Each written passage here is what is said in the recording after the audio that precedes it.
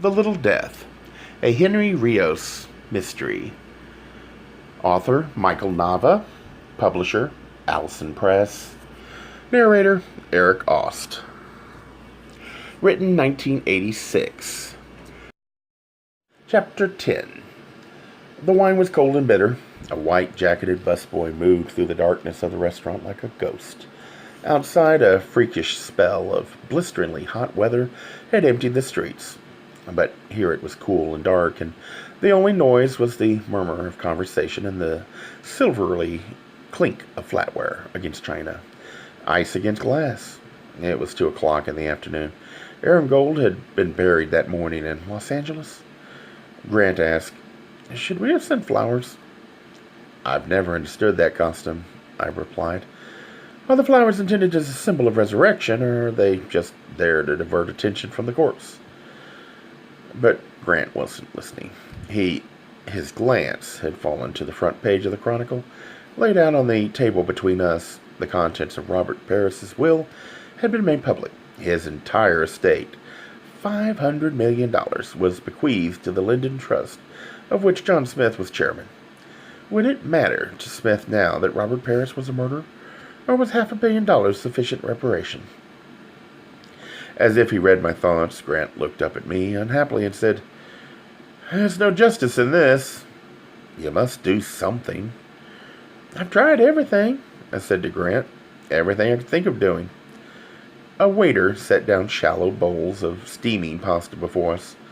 The fragrance of basil rose from the dish, reminding me of summer. I picked up my fork. "You haven't tried what you're trained to do," Grant said. I lifted an interrogatory eyebrow. "I've been thinking about this," Grant said. "The first thing you have to do is ask yourself, what is it you want? You don't want the identity of the killer. You already know who that is. But what you do want is to bring the killer to justice. And I'm not talking about Barron. He was just the instrument. I'm talking about Robert Parris. You want there to be a public record of his guilt." I nodded. "Who is better able to make the record than a lawyer in a court of law?" "Unfortunately," I said, "Judge Parris is no longer within any court's jurisdiction." "Wrong," Grant said. "You're thinking of the criminal side." I put my fork down. "What are you thinking of?" "Well, I'm not a litigator, of course, but it occurred to me that you should sue him." Grant picked up his fork and speared a clam. I watched him chew and swallow. My brain was buzzing. Why hadn't I thought of this before? "Of course," I said. "Wrongful death. I'll sue Robert Parris's estate for the wrongful death of Hugh Parris." "And Aaron, too." I shook my head. "The judge was already dead when that happened. We'd never be able to prove it." Grant buttered a bit of bread. "You think we could prove it as to Hugh's death?" "I don't know, but we'll do a hell of a lot of damage to Robert Parris's reputation in the attempt." I thought some more. "In fact," I continued, "we could do some damage to John Smith while we're at it, or at least get his attention." "How?"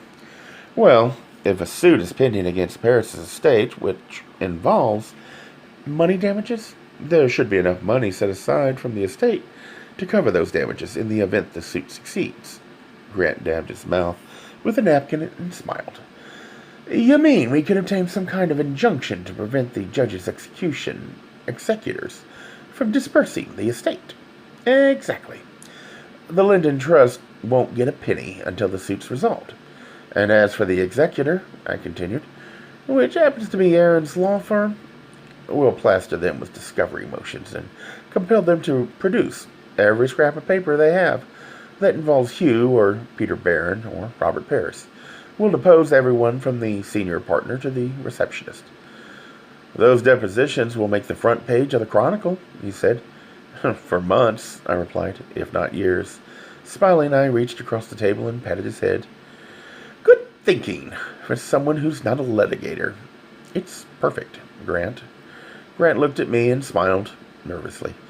"Well, not quite perfect," he said. "As I understand it, the only people entitled to bring the suit would be Hugh's executors, or his heirs." It took a moment before I understood. "Catherine Parris." "I'm afraid so," he said.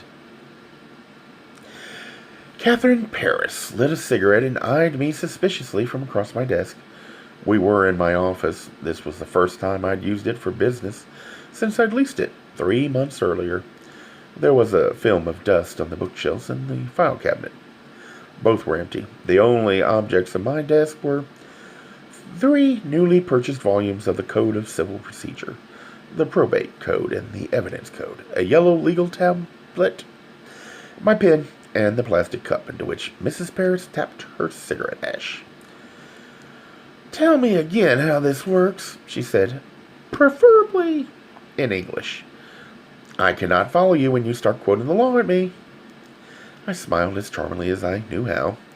Her hard, intelligent face showed no sign of being charmed. I had virtually pulled her off a plane to Boston to get her to talk to me. Her baggage had gone on without her. Now she planned to leave that night on another flight. The clock was ticking away. "It's called a wrongful death action," I said, "and it's a lawsuit brought by the heirs or estate of someone who died through the negligence or wrongful act of another. The most common instance is a suit brought by the family of someone killed in a car accident or on the job. I would hardly classify homicide as an instance of neglect," she remarked impatiently. "But it is a wrongful act." "Oh, at the very least," she snickered. "Mrs. Paris, please, I know it sounds like hair-splitting, but there are precedents in the case law that permit the heirs of a murder victim to bring an action against his murderer. So, you want my consent to bring this wrongful death action against Robert's estate?" "Exactly. And you intend to ask for $250 million in damages?" "Yes." She stubbed out her cigarette. "What you want is permission to conduct a circus." I began to respond, but she cut me off. "Mr. Rios, you are a very clever man, and I have no doubt that you were devoted to Hugh, but this ideal of yours is absurd." "It's not absurd," I said. "It's entirely plausible." She remained unimpressed. "Mrs. Paris, you stand to gain by this suit whether we get on trial or not." "What are you talking about?" "I know that you were left nothing in Robert Paris's will, and there's enough truth to this suit that even if we can't prove the allegations that the judge had Hugh murdered, the suit has considerable harassment value." "I beg your pardon?" "It takes 5 years to get a relatively simple civil lawsuit to trial. A case of this magnitude could drag on for a decade. Easily, at some point, the judge's executors will simply decide to pay you off and settle the suit." "But what would you get out of that, Mr. Rios? Surely you have other motives for wanting to sue Robert's estate than my further enrichment." "I intend to pursue this case through the pages of the Chronicle, so that even the fact of a settlement will be an admission of Robert Paris's guilt. That will satisfy me, Mrs. Paris," I said with rising emotion, "even if it takes the next 10 years of my life to accomplish it." Visibly startled by my vehemence, she sat back in her chair. "It won't bring Hughes back to life," she said softly. "Mrs. Paris, do you have any doubt that Hugh was murdered?" "No," she said without hesitation. "And do you have any doubt that Robert Paris was his murderer?" In a softer voice she said, "No." "But the police say Hugh killed himself, shot himself, full of heroin, and drowned in 3 foot of water." "You saw the body." Her face went white. Her cigarettes burned unheeded. She nodded. "How can you allow your son to be slandered with this ridiculous explanation of his death? It's as if you left his body to the vultures. Doesn't he deserve a decent burial, a peaceful rest?" "Spare me," she whispered. "I can't," I said. "I loved him." She lit another cigarette and proceeded to smoke it, all the while looking out the window as dusk gathered in the sky. Once she lifted a long finger to the ivory cameo at the neck of her blouse. Perhaps her husband had given it to her. Perhaps even it had been given to her by Hugh. At length, she turned her face back to me and studied me for a long time. I did not avoid her eyes, but looked back into them. "You loved him," she said at last, echoing me. I told you once I didn't understand that kind of love. That love differs only in expression, but not quality from the love you felt for him. No, she said. The quality is different. Yours is much finer. May I proceed with the suit? She said. All right. The words fell like two smooth pebbles and clattered on the desk between us. Thank you, Mrs. Paris. But I intend to catch that flight to Boston tonight. You'll be on your own. I understand that. Yes, I imagine you do, she said. You strike me as someone who was born to be on his own. I know I was. These last words were spoken with sadness, resignation. Recovering herself, she said, I suppose you want me to sign something? No, I said. You'll either be good at your word or you won't. If not, a piece of paper won't compel you. You needn't worry about my word. I never give it unless I intend to honor it. I nodded slightly in acknowledgement. However, she continued, I wish to add one condition of your employment by me. You may take your 30% if and when we win. In the meantime, she dug into her bag and withdrew a leather checkbook. You'll need money to proceed. I watched her write out a check for $10,000 and laid on the desk between us. I'll expect an accounting, of course, she said. If you need more money, notify me at the address on the check. But do remember, Mr. Rios, while I may be well off, I'm counting on you to make me truly rich. So spend wisely. I will. She rose and gathered up her things.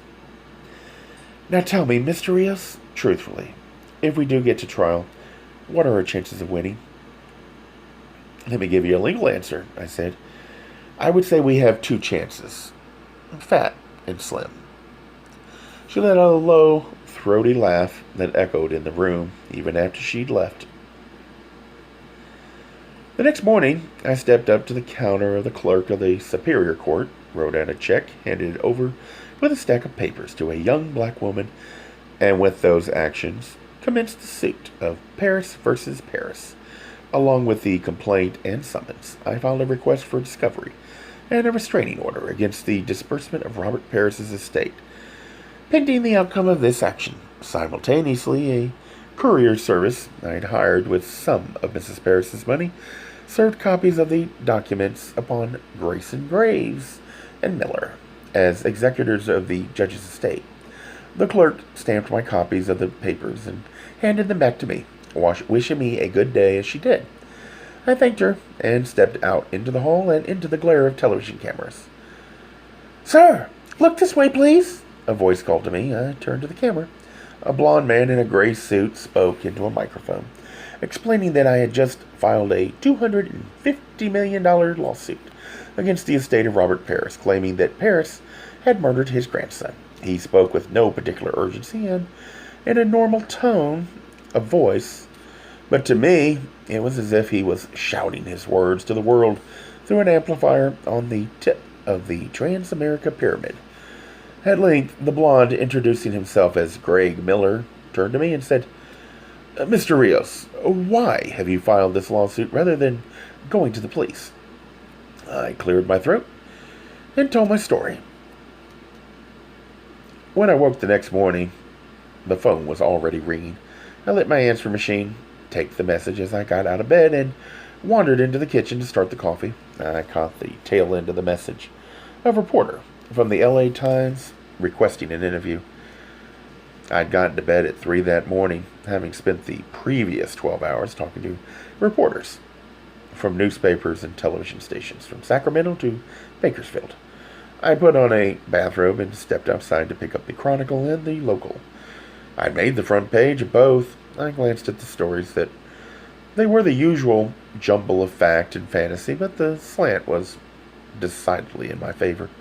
I skimmed the rest of the Chronicle. On the next to the last page in the society section, I saw a picture of John Smith. He'd attended a charitable function the night before and was shown arriving at the Fairmont. By his expression, I saw that he was used to having his pictures taken, but not particularly tolerant of the practice. He looked away from the camera, both his eyes and his mind visibly occupied on another matter. I had a good idea of what it was.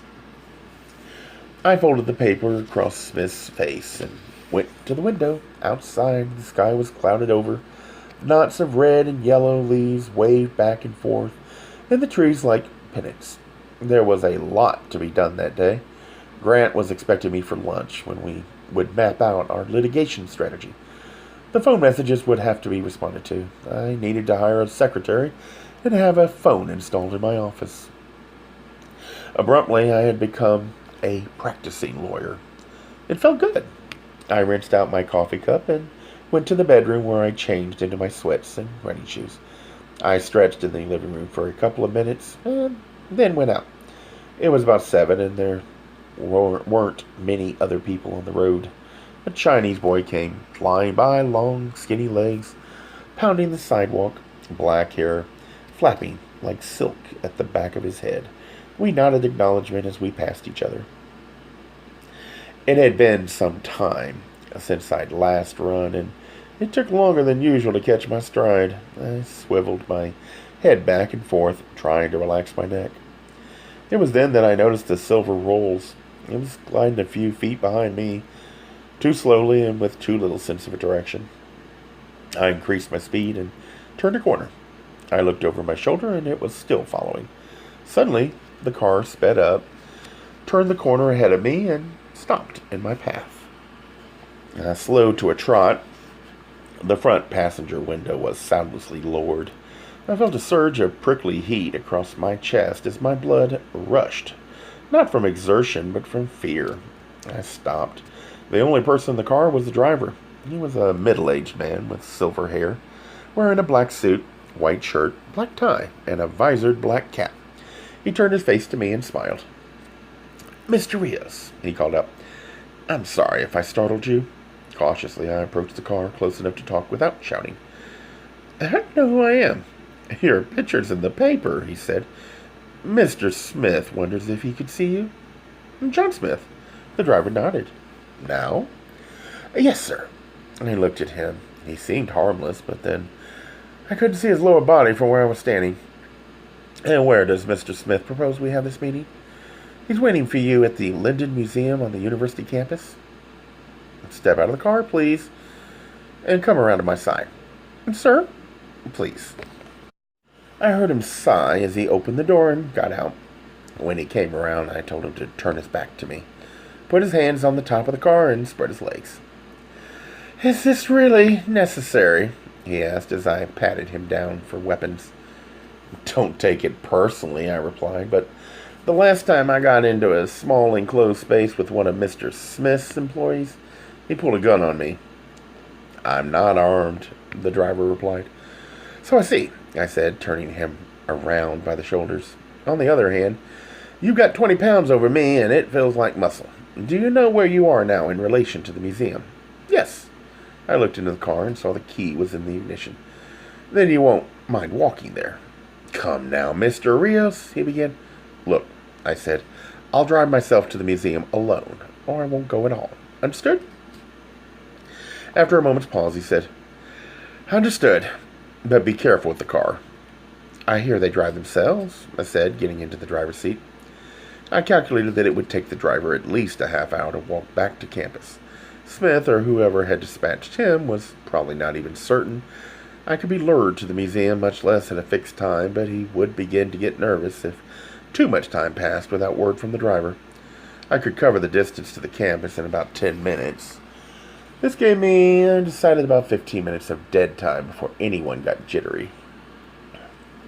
15 minutes was more than enough time for the plan that now suggested itself to me. I made a stop. When I started up again 10 minutes later, I noticed the white van a car length behind me, and I began to whistle. The van's lights flickered on and off. I relaxed. I drove beneath the stone arch and onto Palm Drive just before I reached the oval lawn that fronted the old quad. I turned off a rickety little side street called Museum Way. When I looked in my mirror, the van was gone. I followed the road for a few hundred yards until it ended abruptly at the voluminous steps of a sandstone building, the Grover Linden Museum of Fine Art. I parked the car and got out. The edifice, reputedly inspired by St. Peter's, consisted of a domed central building and two wings jutting off on each side at a slight angle. As a law student, I had sometimes come here to study, since it was as deserted a spot on campus as existed. It was deserted now as I made my way up the steps to where a uniformed university security guard stood. Behind him, the museum's hours were posted on the door and indicated quite clearly that the museum was closed on Tuesdays. Today was Tuesday. Mr. Rios. That's right.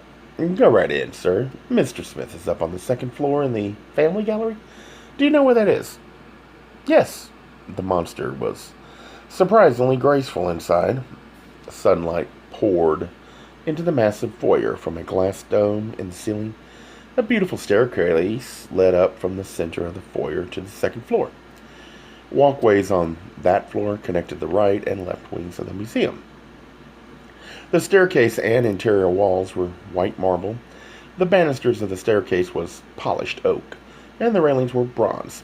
All that glare of white and polished surfaces made me feel that I was inside a wedding cake. I stared up the stairs to the second floor, got to the top, and turned right. Above the entrance to the gallery at my right were chiseled the words, "The Linden Family Collection." On each side of the entrance stood an armed security guard. They weren't wearing the university's uniforms. I stepped past them into the room. The family gallery was a long and narrow rectangular room. Along one of the long walls were 6 tall windows looking out over a garden. Along the other were paintings of the various buildings of the university as they existed on the day the university opened its doors for business. There were also a dozen standing glass cases that displayed such memorabilia as Grover Linden's eyeglasses, Mrs. Linden's rosary, and a collection of dolls belonging to the Linden's only daughter. I strolled past these treasures toward the end of the room. There alone on the wall hung the only well-known work in the room, a 6-foot portrait of Grover Linden himself, painted by John Singer Sargent. Beneath it, on a wooden bench, sat an old man, John Smith. There was no one else in the room, and the only noise was the soft squish of my running shoes as I walked across the marble floor. Smith rose as he saw me approach. At 6'4", he had 5 inches over me, but was thin and frail looking. The tremulous light that fell over his face washed it of all color. Even his eyes were faded and strangely, lifeless, as if they'd already closed on the world. He extended his hand to me. His grip was loose and perfunctory, and the hand itself skeletal and cold. And yet, even that touch conveyed authority. He sat down again and motioned me to sit behind him. I did. The 2 guards at the other end of the room moved to just inside the gallery. I felt their eyes on us. "Thank you for coming," Smith said in a surprisingly firm voice. He elongated his vowels in the manner of Franklin Roosevelt. I noticed the accent of wealth from an earlier time. "You're welcome, though I must say this is an odd meeting place." "My lawyers," he said, "advised me not to speak to you at all, since it's likely that I'll become involved in this lawsuit of yours, but I had to talk to you." "So we're hiding from your lawyers?" "Exactly," he replied. "We watched dust motes fall through the air. You know, I haven't been to this museum since it was dedicated 60 years ago. Of course, I was just a boy then, but for years I dreamed about this portrait of my grandfather." "Is it a fair likeness?" "It errs on the side of tact," he said, smiling a little. He cleared his throat with a murmur. "Now, Mr. Rios, perhaps we can discuss our business, which is this lawsuit." He looked at me and said, "What will it cost me to persuade you to drop it?" "Well, to begin with, an explanation of why you would make such a request." "My family's good name," he said. "Robert Parris was a member of your family by marriage only," I said, "and from what I understand, no friend of yours. Additionally, my information is that he was responsible not only for the murder of Hugh Parris, but also your sister, Christina, and your nephew, Jeremy." Your information, Smith said with a trace of contempt. Are you so sure your information is correct? I'm positive of it, aren't you? As to my sister and nephew, he said, rising. Yes. As to Hugh, he shrugged slightly and moved toward a window. I rose and followed him over. How long have you known about Christina and Jeremy? I asked. 20 years, he replied. John Howard sought me out after they were killed and brought me the wills, and some of my men conducted an investigation of the accident and the subsequent coroner's inquest. They established that the accident had been arranged and the inquest rigged for the purpose of a finding of simultaneous death. It wasn't difficult. Robert was inept as a murderer and left a trail of evidence that would have sent him to the gas chamber. But the evidence was scattered through half a dozen police jurisdictions, and the police were even more inept than he. But you had the evidence. Why not use it against him? He regarded me coolly, as if deciding that I was not as bright as he'd been led to believe. I did use it, Mr. Rios. Not to go to the police. No, he said, laying a fingertip against the windowsill. My investigators obtained the evidence as, he smiled at me conspiratorially, expeditiously as possible. Their methods were not the police's methods, and consequently my lawyers informed me that Robert would have been able to suppress enough of the evidence to weaken the case against him, perhaps fatally. Nonetheless, I insisted, it was worth a try. You don't understand, he said impatiently. There are higher stakes to play. Something greater than justice for the dead? I asked. He raised an eyebrow. I was told you had a lawyer's way with words, he said, not admiringly. You were talking about higher stakes. Yes, there was the money to think about. Christina's estate, one half of my grandfather's fortune, it had fallen into Robert's hands. Robert was many things, most of them contemptible, but he was good with money. I had to think about what would have happened to that money had Robert been removed from the picture. It would have gone to his rightful heirs, who, at the time, Smith said, were my lunatic nephew, Nicholas, and his 10-year-old son, Hugh. Why couldn't you have had yourself appointed their guardian? Because there was someone with a much stronger claim to that office. Who? Smith snorted. Your client, Mr. Rios, Catherine Paris. I said, Ah. Catherine Paris, he said with recollected scorn. A writer. It was the ultimate epithet. She didn't know the first thing about money, whereas the judge knew all about money. And more importantly, I had a lever with which to control him. So you took the evidence that linked him to the murders and used it to blackmail him. Smith looked out the window. A few late roses clung tenaciously to life. Perhaps they were the ones that had been named in his honor. Yes, he said defiantly. Yes. And what did you get in return for not exposing him? An agreement. He began to walk across the room. I walked with him. At Robert's death, his entire estate was to revert to the Linden Trust, of which I am chairman. In the meantime, his affairs were controlled by my lawyers. He couldn't invest or spend a cent without my approval. And if he had, my lawyers would have seen to it that criminal proceedings were initiated against him the second he deviated from our agreement. Other than your lawyers, who knew about the agreement? His lawyers, of course.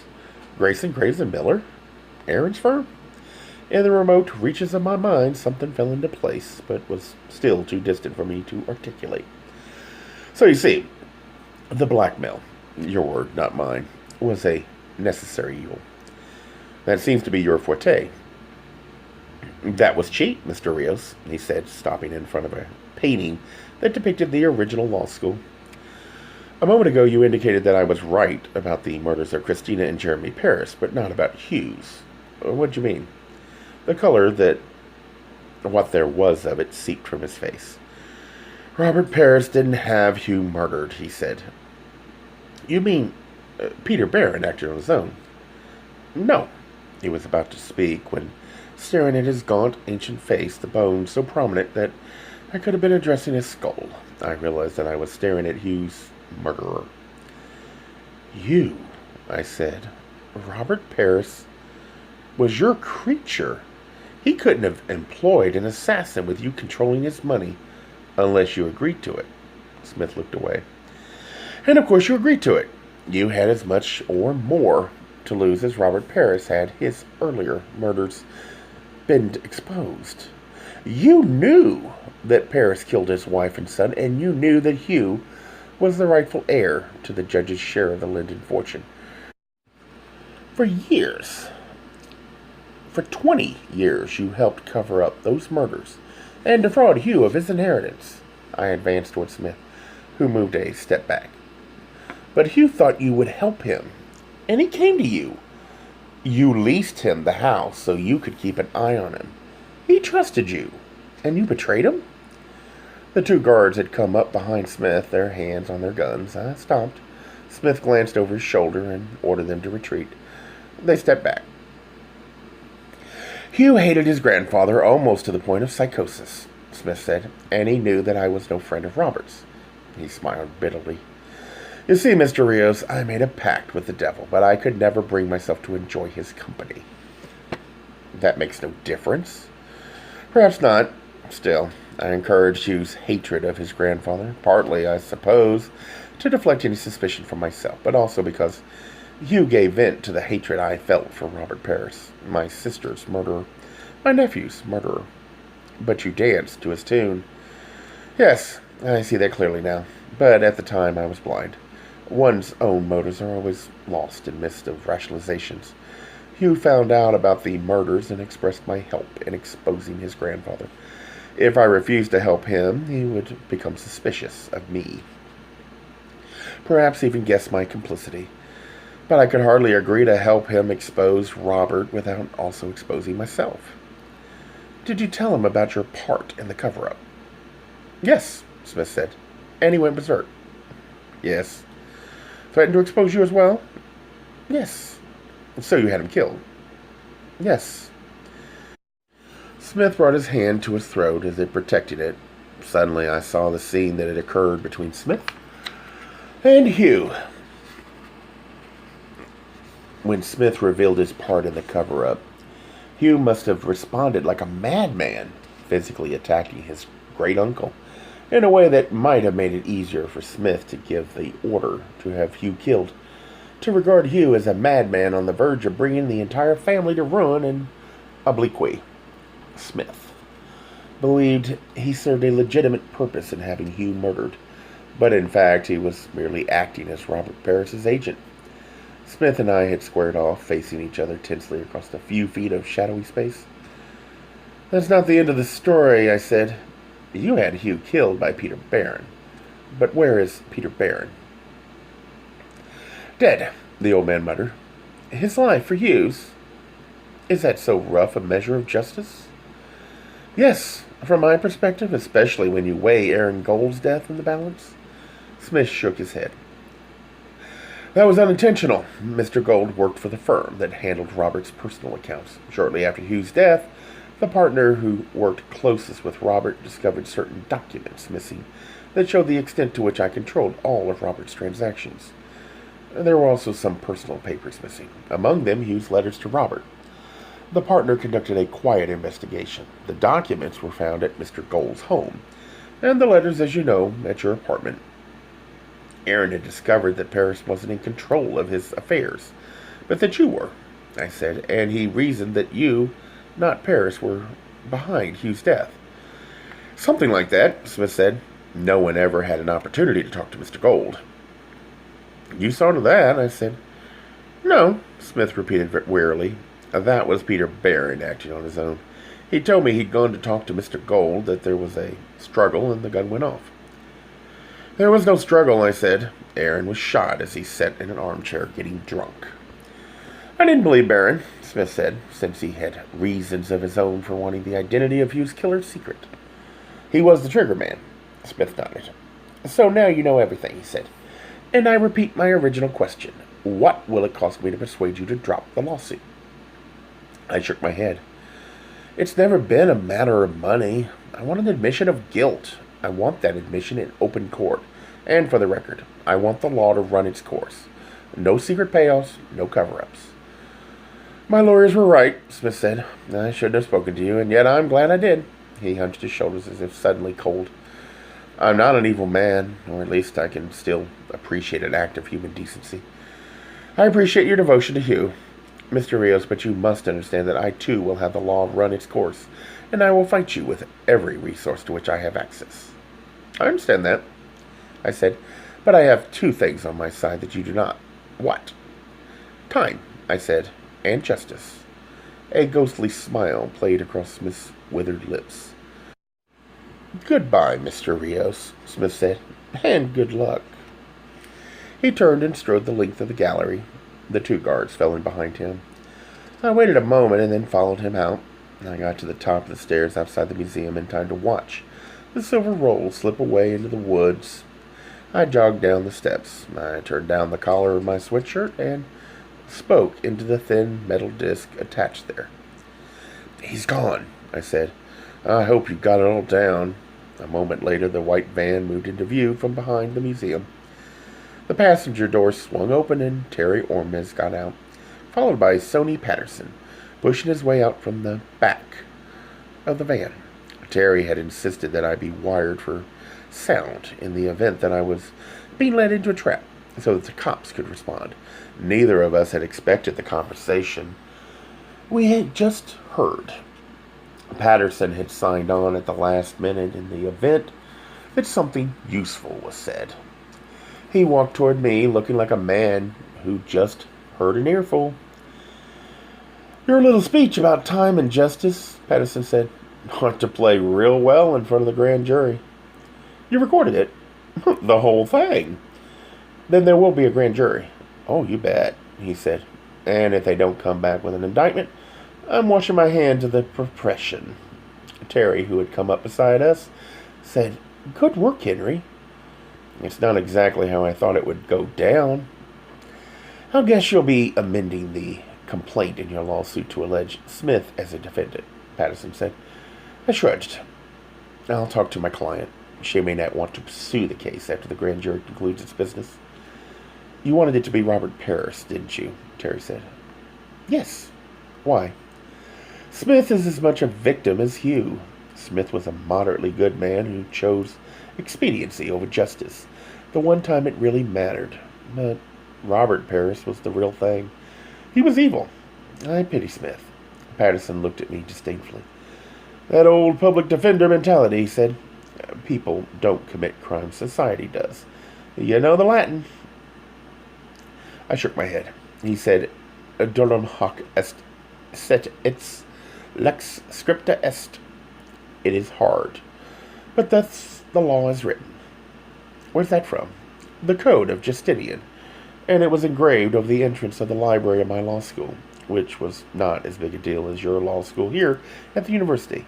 But those of us who went there were hungry in the way that justice is a hunger. He turned from us and walked away. Terry and I looked at each other. What Patterson wanted was clear. A fair trial and a guilty verdict. My own motives were hopelessly confused. My hunger had never been as simple as Sonny's. Maybe, I said to Terry, I never wanted justice, but just to vent my grief about Hugh. She shook her head. Grief is half of justice, she said, and added a moment later, the other half is hope.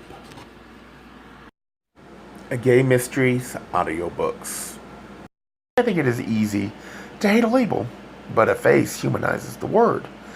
So this effort is twofold. To offer comfort to those like myself that your world didn't end because you don't fit into the view of acceptable society on both sides. And in hopes of helping those with family that are LGBTQ, that it doesn't mean we are aliens from the child they once knew. Reassure them so they can maybe be supportive at the same time, being true to their values.